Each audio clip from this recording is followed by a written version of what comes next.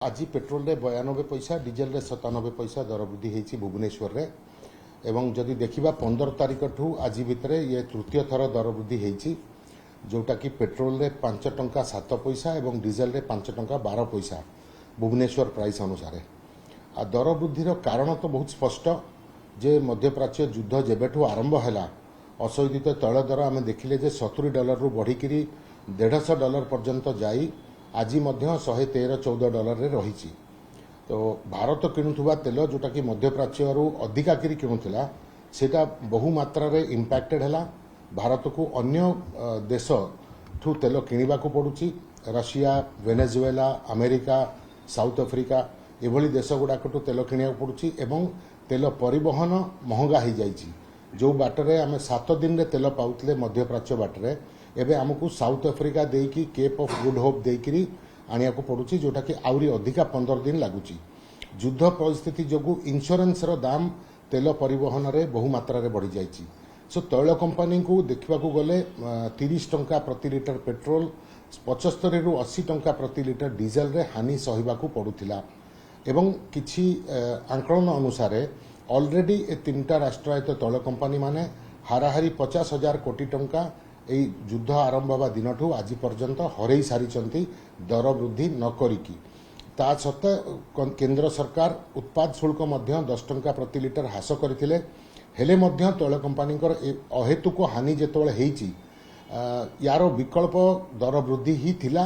किंतु केंद्र सरकार चाहू नथिले दर वृद्धि करबा पई कारण इन्फ्लेशन बढ़िले सबु जिनसर दाम बढ़ी थांता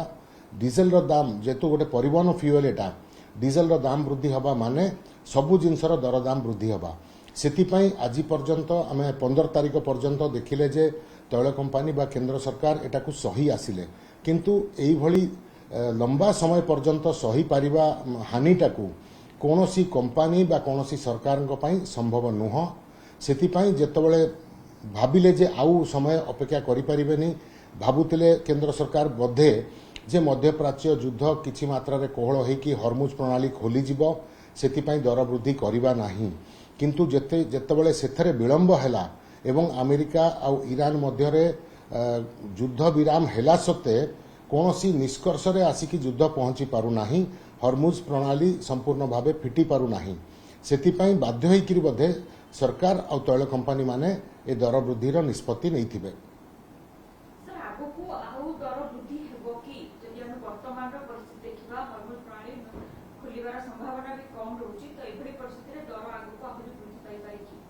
देखो एटा बहुत सिंपल मैथमेटिक्स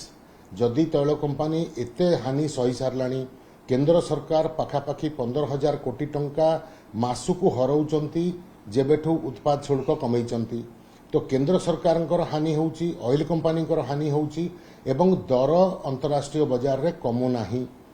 तो आ युद्ध बंद हो नाही तार अर्थ ही गोटिए जे तैल कंपनी अहेतुक हानि को कम करबा पई कारण तैल कंपनी को भी जदि तेल किणिकी आणिकी आमको जोगाण करिवार अछि ताहले तांका पाखरे पैसा थिबा दरकार एभली बड़ अमाउंट जदि से प्रतिदिन 1000 कोटी टंकार जहाँ आंकलन करा जायछि तैल कंपनी हानि होउछि जदि एभली हानि से सही चलिबे गोटे दिन आसीबो जो दिन से तेल किणी परिबे नाही एवं सेतेबेलको आमे कहिबा जे जेते टंका पछे नियो किंतु तेल आमको दियो से परिस्थिति न आसू बरन दर वृद्धि अल्प समय पई हो कारण ये युद्ध सबुदिन चलिबो नाही आउ किछि समय बा किछि मासरे आर निश्चित निष्कर्ष बाहरिबो कारण अमेरिका और ईरान उभय एथरु बाहरिबाकू चाहूचंती किंतु सम्मानजनक गोटे स्थिति न आसीबा पर्यंत उभय निज जिद रे अटक रहिचंती। सो एइटा को आमे आशा करिबा जे ये अल्प दिन भितरे मासे हो कि 2 मास हो ये युद्ध सरिबो सेतिपई दर वृद्धि मध्य हेले किछि दिन पई बा किछि मास पई हमकु सहिबाकू पड़िबो पर मुहूर्त जेतबेले असंशोधित तैल दर कोहळ होइजिबो मध्यप्राच्यरू तेल आउ थरे भारत को आसीबा आरंभ होइजिबो कंपनी माने आउ थरे तेलर दर कमेबा पई बाध्य हेबे।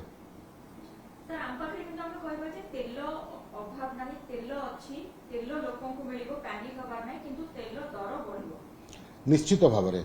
भारत सरकार पाखरे एवं ओडिशा रे मध्य जदि कहिबा सफिशिएंट तेल गच्छित रही आमर जहाँ दैनंदिन दरकार युद्ध पूर्व जो भली गच्छित रहूतला सेही भली स्थिति रे रही आमे जदि युद्ध समय आमर गच्छित तेल आमे व्यवहार करी चली थांते आउ आमको तेल मिलु न थांता ताहले चिंतार विषय थांता किंतु आमे जेतिकी व्यवहार करूचे सेतिकी आम पाखु दैनंदिन बा सप्ताह हिसाब रे आउ थरे आम पाखु पळे आछी एवं हमर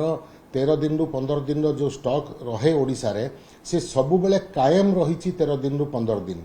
सो चिंतार कोनोसी विषय नाही पैनिक है कि किनिबार आवश्यकता नाही